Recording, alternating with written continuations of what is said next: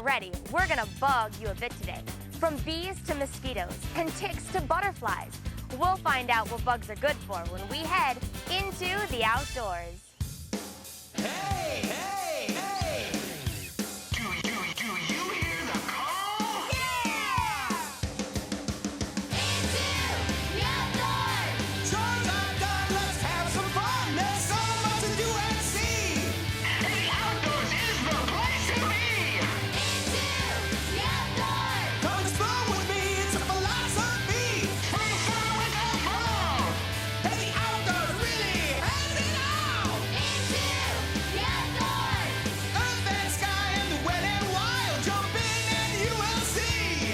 There's no place that you'd rather be! Into the outdoors!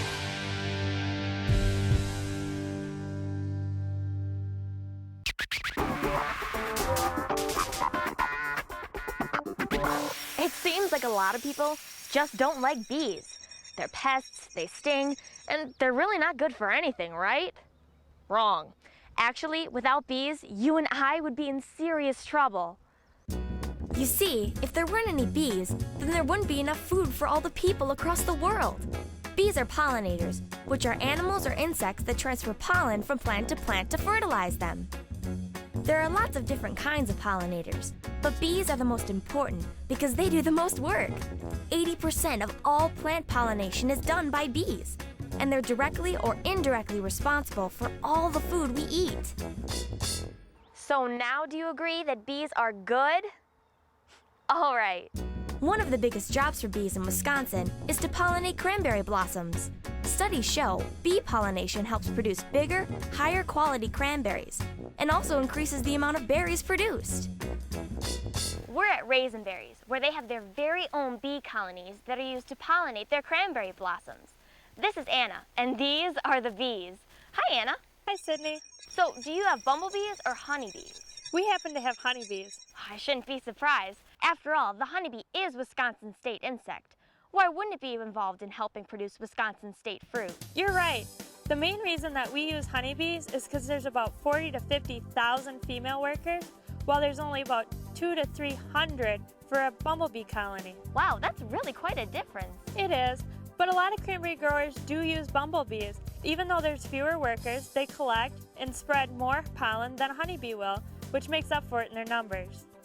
Bumblebees will also go after flowers and other cranberry blossoms when it's windy and rainy or on cold mornings and late afternoons. Honeybees don't tend to like that kind of weather. I don't blame them. So, how does pollination work? Bees are fuzzy, right? For a good reason.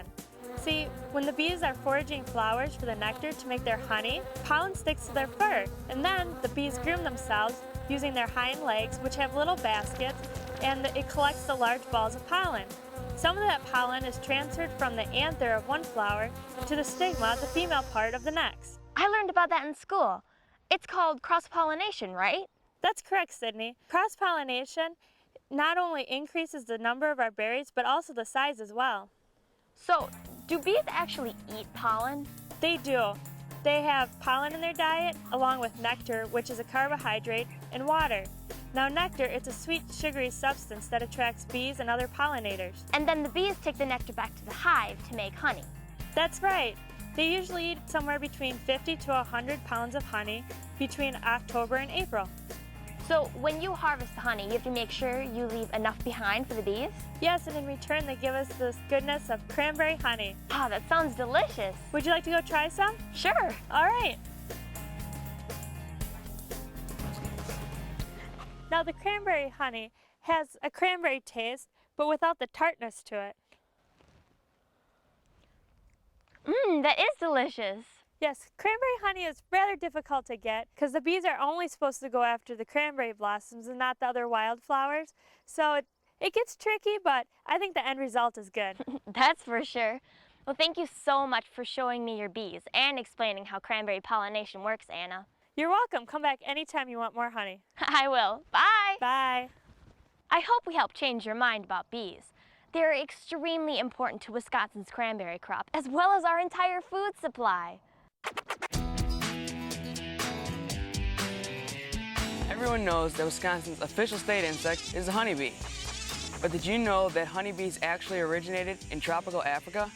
They were brought to the Americas with the first European colonists and now are found worldwide. Bees produce honey as food stores for their hive so they can survive during the long months of winter, when flowers aren't blooming and no nectar is available. European honeybees produce a lot of honey, far more than the hive can eat, so humans harvest the excess.